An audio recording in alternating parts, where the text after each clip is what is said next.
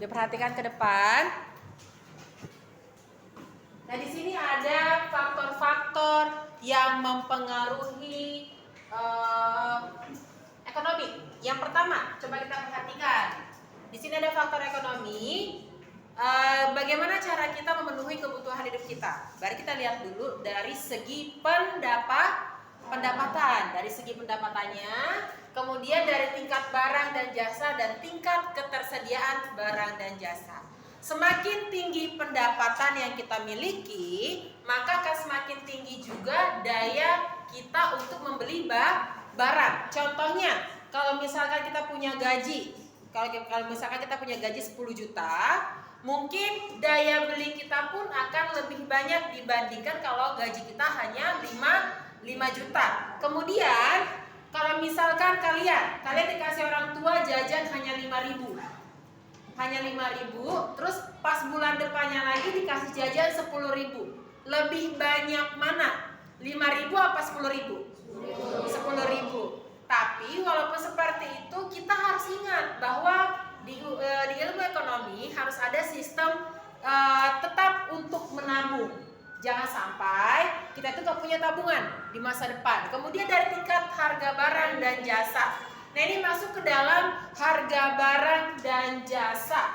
Biasanya kita tuh lebih murah, lebih suka membeli yang namanya barang-barang yang lebih murah. Biasanya kalau ibu-ibu yang pergi ke pasar cari barang yang lebih murah, tapi penggunaannya sama dengan barang-barang yang mahal. Misalnya untuk anak sekolah membutuhkan yang namanya sepatu sekolah. Nah, sepatu sekolah ini gunanya untuk dipakai di sekolah kan, bukan dipakai untuk main-main, shopping dan lain sebagainya. Jadi kita beli yang memang benar-benar sesuai dengan kebutuhan kita. Jangan sesuai dengan keinginan kita. Misalnya kalau ada harga sepatu yang 200.000 sudah bagus, lebih baik kita beli yang 200.000 dibandingkan dengan harga sepatu yang 2 juta, ya enggak? Jadi kita harus berpikir rasional. Kemudian ketersediaan barang dan jasa. Ketersediaan barang dan jasa berarti tersedianya barang dan jasa itu berapa banyak.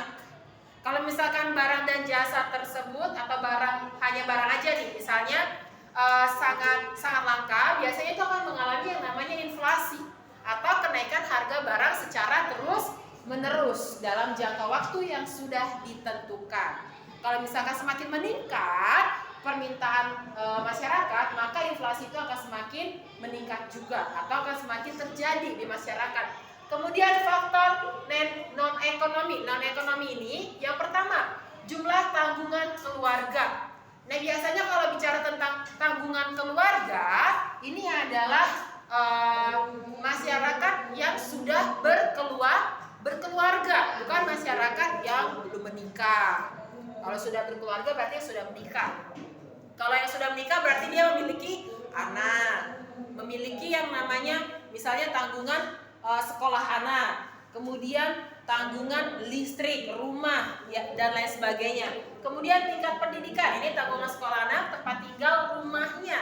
Ada yang rumahnya masih sewa, ada yang rumahnya sudah milik sendiri, ada juga yang masih dikredit dan lain sebagainya. Yang keempat, lingkungan sosial, budaya, agama, dan istiadat. Nah, lingkungan sosial ini sangat berpengaruh. Budayanya seperti apa?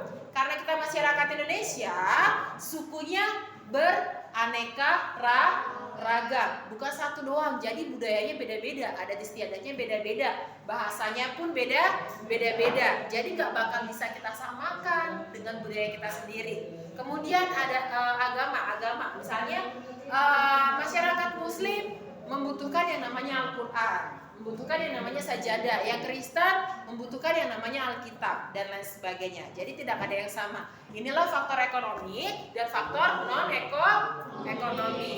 Sampai di sini ada yang ditanyakan?